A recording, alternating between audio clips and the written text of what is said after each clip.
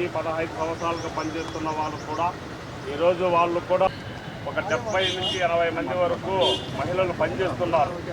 వారిని నిర్దాక్షిణ్యంగా వేధింపులు చేస్తున్నారు. మొదటిగా ఎవరైనా కానీ వీళ్ళను ఎక్కడ పనిచేసేదానికి వీళ్ళను విధుల నుంచి తొలగించనేదానికి ఈరోజు వయోపరిమితి పేరుతో వాళ్ళందరినీ పంపించడము, ఒకసారి వీళ్ళే స్వచ్ఛందంగా విజయవాడకు వెళ్ళొస్తే హక్కు లేదు. ఎవరు చెప్పారమ్మా మీరందరూ? మళ్ళా ఒకసారి ఇక్కడ దీక్షలు జరుగుతున్నాయి. ఈరోజు నిరాహార దీక్షలు జరుగుతున్నాయి. ఈ దీక్షల్లో కామ్రేడ్ వెంకట సుబ్బయ్య గారు కూర్చున్నారు. అతనికి పూలమాల మనోహరన్న వేసి ప్రారంభించాలంటారని విజ్ఞప్తి చేసి రమణారెడ్డి అక్కలు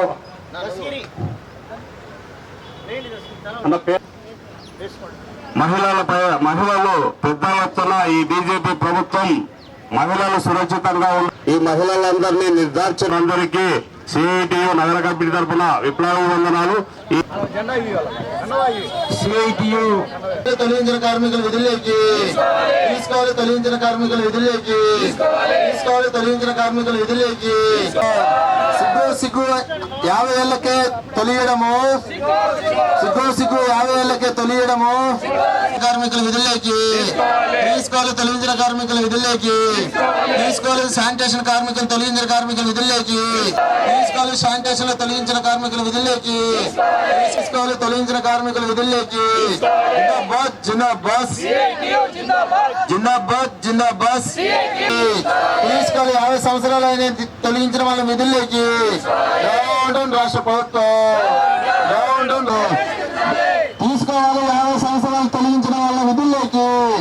తీసుకోవాలి తొలగించిన కార్మికుల విధుల్లోకి. తీసుకోవాలి తొలగించిన కార్మికుల విధుల్లోకి. తీసుకోవాలి తొలగించిన కార్మికుల నాయుడు భాస్కర్ నాయుడు. కడప నగరంలో రిమ్స్ ప్రతిష్టాత్మకంగా నిర్మించడం జరిగింది. అప్పటి నుంచి ఇప్పటి వరకు కూడా శానిటేషన్ కార్మికులు, సెక్యూరిటీ పనిచేస్తూ ఉన్నారు. అయితే కొత్తగా వచ్చినటువంటి కాంట్రాక్టర్ భాస్కర్ నాయుడు గారు ప్రధానంగా 50 సంవత్సరాలు దాటిన వాళ్ళని అందరినీ మొత్తం 119 మంది దాకా తీసేస్తామని చెప్పి చాలా దుర్మార్గంగా, అన్యాయంగా, దారుణంగా ప్రకటించారు. దీన్ని నిరసిస్తూ సిఐటియు నగర ప్రధాన కార్యదర్శి comrade Venkata Subbaiah, comrade Ramanareddy, Stephen, లేకపోతే ఏసన్న తదితర మహిళలందరూ కూడా మా ప్రాణం పోయినా పర్వాలేదు, కార్మికులను తొలగించడానికి వీల్లేదు అని చెప్పి సిఐటియు ఈరోజు ప్రత్యేకంగా రిమ్స్ క్యాంపస్ నందు ఆమర నిరాహార దీక్ష చేయడం జరుగుతూ ఉంది. రాష్ట్ర ప్రభుత్వం ఇప్పుడైనా ఆలోచన చేయాలి. ఈరోజు ఈ హాస్పిటల్లో ప్రజలకు సేవ అందించడంలో శానిటేషన్ కార్మికులు కూడా చాలా కీలక పాత్ర పోషిస్తూ ఉన్నారు. పోషిస్తున్నటువంటి శానిటేషన్ కార్మికులను గతంలో వచ్చినటువంటి అక్టోబర్లో వచ్చినటువంటి కాంట్రాక్టర్ భాస్కర్ నాయుడు అంటే Padmavati hospitality facility management service owner చాలా దుర్మార్గంగా వచ్చినా ఉంటే దాడులకు, దౌర్జన్యాలకు, ఆ వర్కర్లను తీసేయడానికి పనిగా పెట్టుకున్నటువంటి వ్యక్తి ఉంది. ఇట్లాంటి భాస్కర్ నాయుడును తక్షణమే అరెస్ట్ చేయాలి, ఆ కాంట్రాక్టర్ను బ్లాక్ లిస్ట్లో పెట్టాలి అని చెప్పి మేము సిఐటిగా చెప్పదలుచుకున్నాం. అట్లేగినా కొనసాగితే మా నిరవధిక నిరాహార కంటిన్యూ అవుతుంది. ఇదేగినా స్పందించకపోతే, పరిష్కారం కాకపోతే, తీసుకోకపోతే పెద్ద ఎత్తున ఆందోళన చేస్తాం. దానికి బాధ్యత భాస్కర్ నాయుడు గారిదే అని చెప్పి ఈ సందర్భంగా చెప్పదలుచుకున్నాం. కాబట్టి ముఖ్యమంత్రి గారు జోక్యం చేసుకొని వెంటనే తొలగించిన కార్మికులందరినీ విధులకు తీసుకోవాలి. ఈరోజు రాయలసీమ వ్యాప్తంగా కూడా ఆందోళన జరుగుతూ ఉంది. దానికి కంటిన్యూగా చేయాలనుకున్నాం. కాబట్టి ప్రభుత్వం స్పందించి ఆ కాంట్రాక్టర్ని బ్లాక్ లిస్ట్లో పెట్టి 50 సంవత్సరాలు దాటినటువంటి ఎవరిని తీసేయకుండా ఉండాలని చెప్పి మీ ద్వారా ప్రత్యేకంగా విజ్ఞప్తి చేస్తూ ఉన్నాం. Thank you. రాష్ట్ర ప్రభుత్వం రాష్ట్ర వ్యాప్తంగా ప్రభుత్వ హాస్పిటళ్ళు, మెడికల్ కాలేజీల్లో శానిటేషన్ విభాగం కింద పనిచేసే దానికోసం టెండర్లు అక్టోబర్ నెలలో పిలిచిన ప్రాంతంలో రాయలసీమకు సంబంధించి భాస్కర్ నాయుడు అనే వ్యక్తి వచ్చింది. మిగతా 2 జోన్లలో మిగతా కాంట్రాక్టర్లు వచ్చారు. కానీ రాష్ట్ర వ్యాప్తంగా మిగతా 2 జోన్లలో లేని సమస్య, ప్రాబ్లం రాయలసీమలో ఉండే జోన్లో మాత్రమే ప్రాబ్లం క్రియేట్ చేసేదానికి భాస్కర్ నాయుడు ప్రయత్నం చేస్తూ ఉన్నాడు. ఇప్పటికీ కడప రిమ్స్లో దాదాపు 126 మందిని సూపర్వైజర్లను, వర్కర్లను 50 సంవత్సరాల పేరుతో తొలగించారు. అలాగే 58 సంవత్సరాలు నిండాయని చెప్పి 24 మంది కార్మికులు తొలగించారు. అది చట్టబద్ధమైంది కాబట్టి యూనియన్గా మేము కూడా ఏం దాంట్లో జోక్యం చేసుకోవాలి.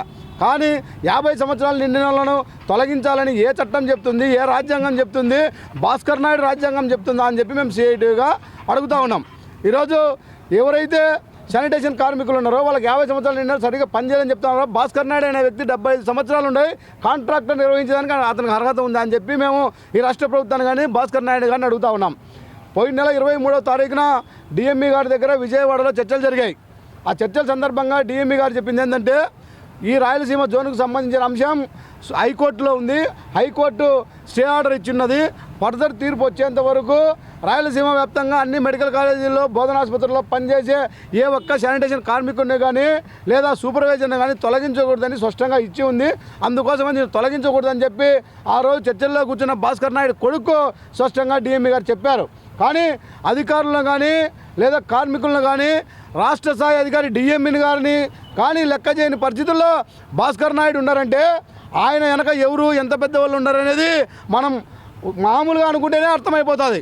ఇలాంటి దుశ్చర్యను ఈరోజు అధికారంలో ఉన్న కూటమి ప్రభుత్వం కానీ ఆ దేశంలో ఉన్న కూటమి ప్రభుత్వం కానీ రేపు మహిళా దినోత్సవం ఈ భారతదేశంలో ఉండే మహిళలకు ఎక్కడ అన్యాయం జరిగినా ఏమి జరిగినా మేము ఉంటాం, మా ప్రభుత్వం ఉంటుంది, మా మంత్రులు ఉంటారు, మా ఎమ్మెల్యేలు ఉంటారు, మా కార్యకర్తలు ఉంటారని చెప్పే ప్రభుత్వాలు ఈరోజు ప్రధానంగా హాస్పిటల్లో పనిచేసే వాళ్ళందరూ ఎక్కువ శాతం మంది మహిళలే.